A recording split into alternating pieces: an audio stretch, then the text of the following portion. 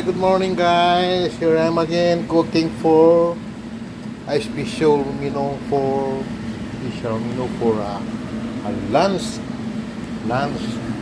So I'm cooking right now. Nagluluto ko ngayon ng special na pinakbet. At ang sahog is karning baboy na walang taba. Yun. Ngayon, kumpleto na ng ingredients. Dahil pwede nang lagyan ng tubig. So, lalagyan ko ngayon ng tubig. Ito.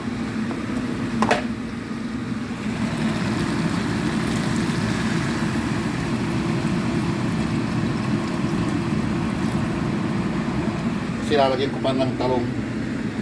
Yan. Gusto ng mga anak ko yung may sabaw. Actually, yung pinakbuti kung kailangan sabaw. Pero gusto nila, yung maramdaman nila yung ng lasa ng sabaw. Kaya, kung minsan, hindi naman masyadong masabaw. Kaya lang, this time, dahil mayroon pa akong dadagdag na eggplant, saka baka dahon ng spinach ang ilalagay ko. Lalagyan ko ng dahon ng spinach. Pandagdag yung sa... Kasi mga gulay yun. Mga gamot yun. At saka yung sinahog kong karne, walang taba. Yung purong karne. May konti lang, konti lang. Pampalasa. At saka alam niyo ang nilagay kong instead na tomato or tomato paste, alam niyo yung nilagay ko? Medyo, kasi minsan nagluto na ako, medyo masarap.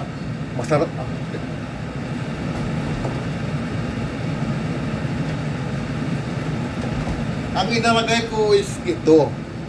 Kaya ngayon, inilagay ko na naman dahil masarap. Iba ang lasa. Oo.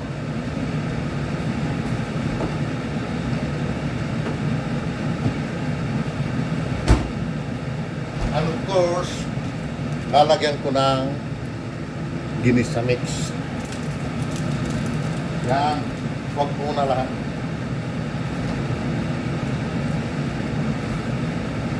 Ayan. Pinapainit ko na. Makikita nyo naman. Sa tingin lang, masarap na, oh. Di ba? Ngayon, tatakpan ko. Para sa ganoon, madaling maluto. Yan.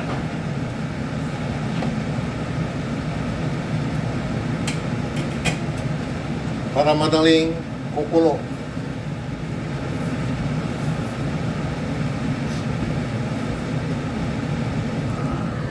Kagaya ng sinabi ko, nagluto ko ng yung bacon. Ito. Yan. Itong natira. Yan. Bacon. Saka naglaga ko ng mais. Ngayon siguro, ito, mais. Pwede itong sabaw, pwedeng inumin dahil gamot ito. Siguro kukuha ko ng isa dito, idadagdag ko dito sa what do you call this?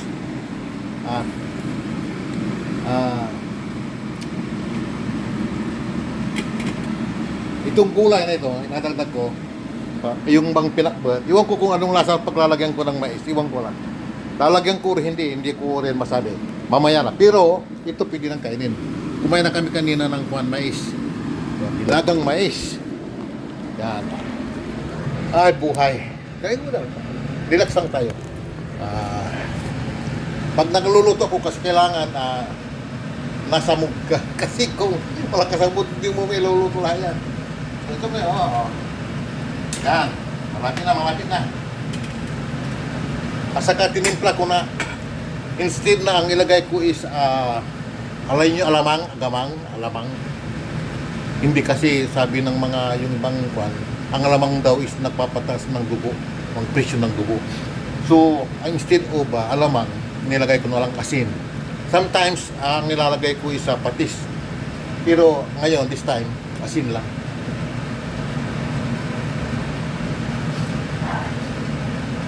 ito lang style. Simple-simple lang. Luto. Tapos, naglilinis ako ng backyard namin para nire-ready ko na yung pagtataniman ko ng talong, kamatis, sili, kung anong gusto kong itanim dyan. Kunti lang, hindi ko naman kailangan marami. Kasi, para sa po lang namin, daily na ako namin use. Kasi kung marami, saan mo ibibinta mo ba?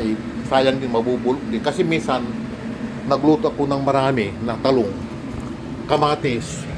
Ang ginawa ko dahil hindi maubos ang ibig sabihin marami. So, nagbigay ako sa mga kapitbahay namin, tapos binigyan ko si Uncle Quintin. Sino ba yung binigyan ko? Si John. Sino ba yung nabigyan ko? Mga katrabaho ko. Gusto nila ng pan. Bigyan ko silang tigdadalawang talong o kamatis na lalo na pang nagtanim ako ng cherry tomato. Sarap yun. Na.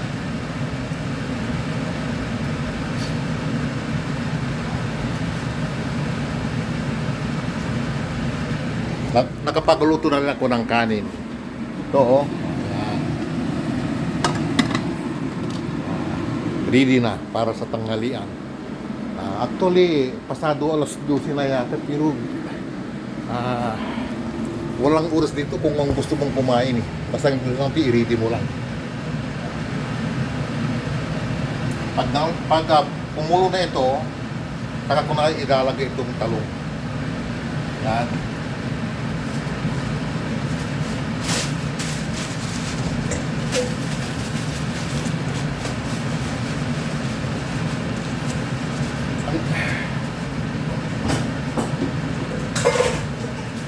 Ngayon, instead na maglalakad kami ng 30 minutes, ang ginagawa ko kasi, sadyan sa backyard ko kasi yung pagtataniman ko ng talong, niriri ko.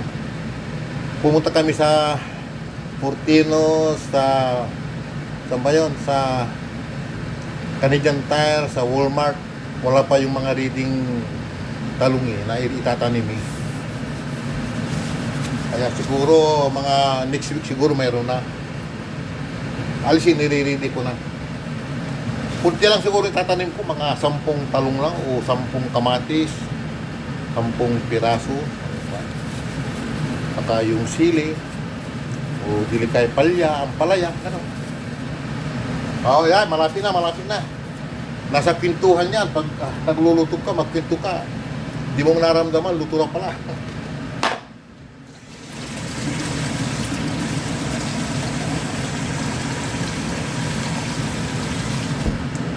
Yan.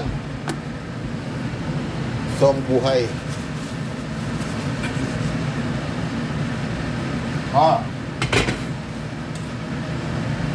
Yan guys, malapit na. Yan, kumukulo na. Yan.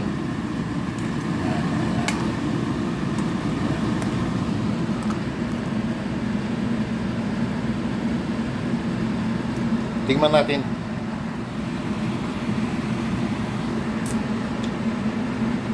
Okay. Pinakbet na parang matamis. Pero okay lang. Alis ko nandun pala yung panlasang pakbet. Kasi yung nilagay ko kasing kamatis, yung ready na yung pangalawang na para sa pagsawsaw sa mga chips, mga yun ang nilalagay nila. Yung masarap yun. Tinimpla na yun. Kaya tamang-tama dahil kontrolalo ko yung asin. Tamang-tama lang. Yan. Yan, see? Malapit na, Yan. Minsan siguro magluluto na naman ako ng balbakwa. Marami rin na akong alam na luto. O dili kay alam yung pinapaitan. Yun. O dili kay kalderita. Yun, kayang-kaya yun.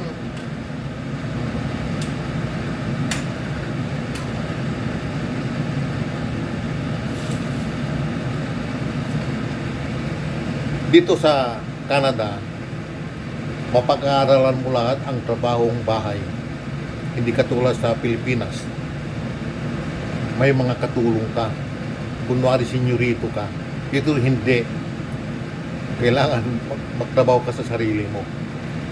Kasi ganito, pag kukuha ka ng katulong dito, siyang binabayaran mo, yung sweldo mo, pupunta sa kanya. Kaya, para makatipid, makakaipon ka ng konti, kung may konti, at least, ikaw na magtrabaho ng sarili mo.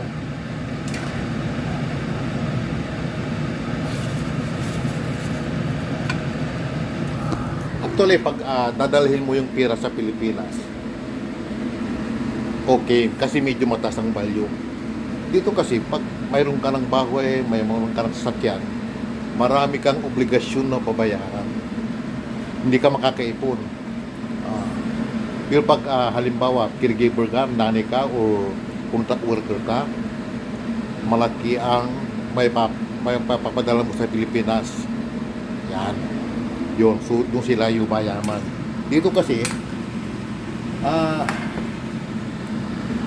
dollar din ang ginagastos mo eh. Magbabayad ka ng mortgage, magbabayad ka ng insurance mo, car insurance, magbabayad ka ng car loan, pagkain. Ayun. Mga personal ano mo ay kailangan bayaran mo lahat yung mga bills mo. Bills ng kuryente, bills ng tubig, bills ng let's say cellphone. Yan. Internet. Kailangan mo ng internet dito. Pag wala kang internet, oh my God. Boring. Wow. Salita na kong salita dito, pero naluluto na yung iniluluto ko. Yan. Malapit na ito. Pero, sa totoo lang, may pagkatamis, pero masarap. Masarap. Subukan nyo yung inilagay kong kamatis.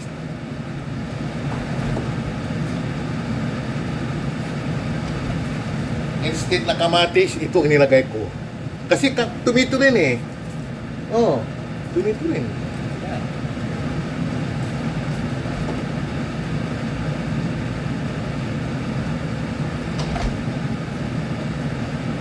Saka, nagtimpla rin ako ng pineapple juice na may garlic. Yun, nasa babaw.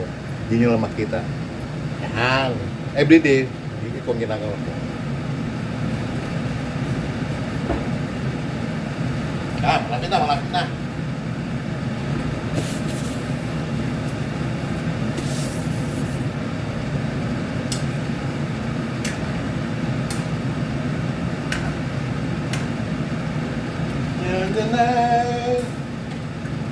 Ano kaya kung nagdagan ko ng mais, o yung nalang mais, dyan nalang, just in case na ka. Ito na lang ilalagay ko, siguro kunting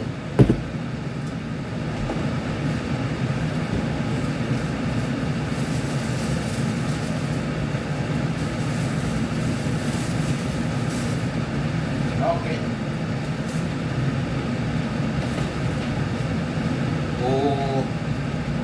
Pwede kong lagyan ng spinach, pero tingnan ko mamay. Kasi sandali nga naman iluto ito eh. Kung ibabad mo lang, luto na eh.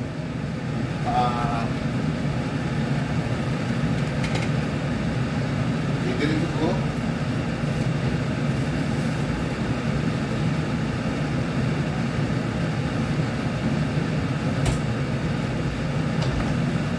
Dagdagan ko lang ng konti.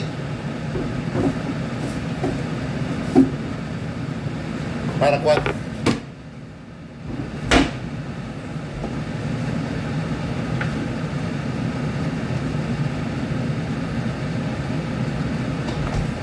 Saka dagdagan ko ulit ng tatlong sili. Yan. Dahil, ilagay ko na ito. Kasi pwede na, pwede na.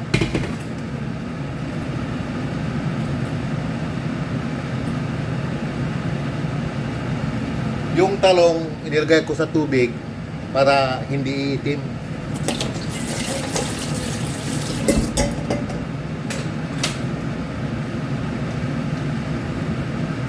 Okay na, okay na ron. Yan. Oh my God. Sarap nito. Ano bang ang tawag ito? Pinagbo pa ba? Pinagbo pa. Huwag ko basta gulay. Sige na, pili. Sahog mo lahat. Kagaya nito. Lalagyan ko ng tatlong spinach. Para ano.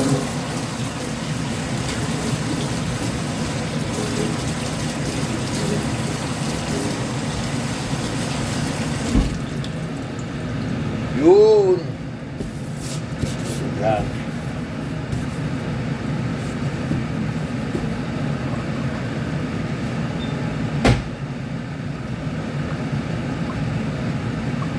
Siguro yan.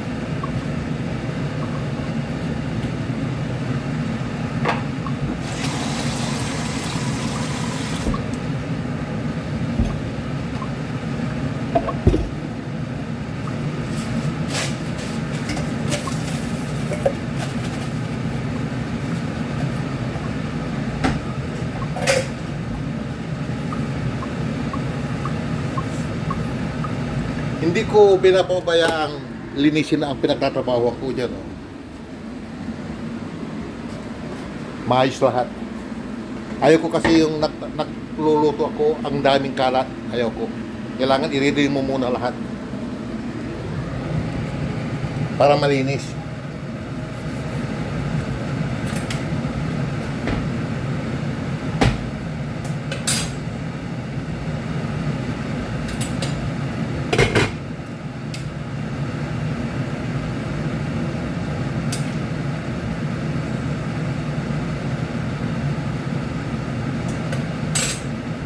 Actually guys, pinakbo na oh. Yan. Yan. Niluluto ko lang itong talong. Masarap na pati kulay. Sarap. Sarap ito. Subukan nyo ito.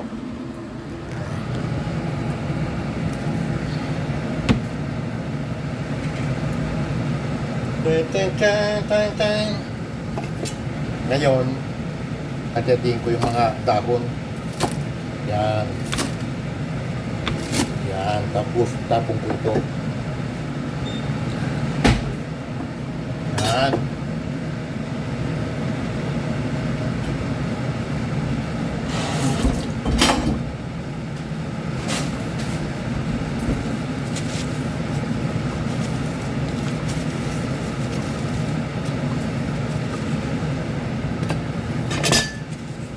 Lagyan mo ng yan, suksukan ha, yung mga gamit. Yan, hindi malapit na, sandali lang.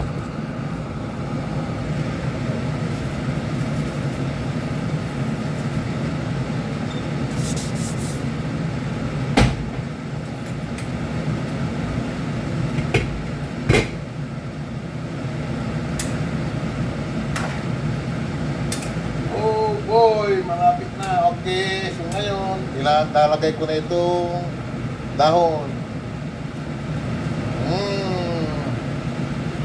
Oh, okay.